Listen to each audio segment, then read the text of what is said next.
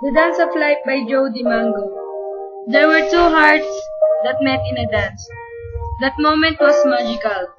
There was a sweet song playing. There was harmony. And soon, love is in the air. They fell in love and started building castles in their dreams and promised forever with all certainty.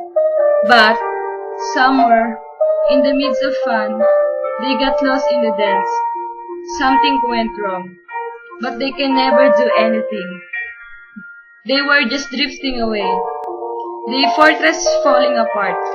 There were so many questions, but no one had an answer. The music stopped, and there was silence.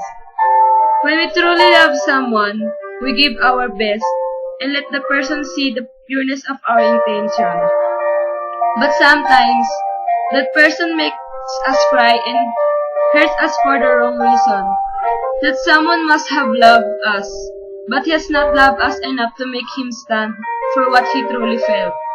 Now, we are faced with the seemingly impossible task of forgetting. We have burdened ourselves long enough, but we still can't get out of this emotional trap. Let us remember that the more we try to forget someone we love, the more painful letting go will become. Sometimes, we never had to take the person out our house at all, for he always be there, no matter how we drive him away. It is in his presence that make this difficult. It is our stubbornness to accept our destiny that aligns forgetting next to impossible. We keep a cold face, but deep in our hearts, there is still that lingering hope for reconciliation. Somehow, we still believe that we can rekindle small embers and relight the fire that once burned in our hearts. These thoughts give us hope, but also breed the seeds of loneliness and despair.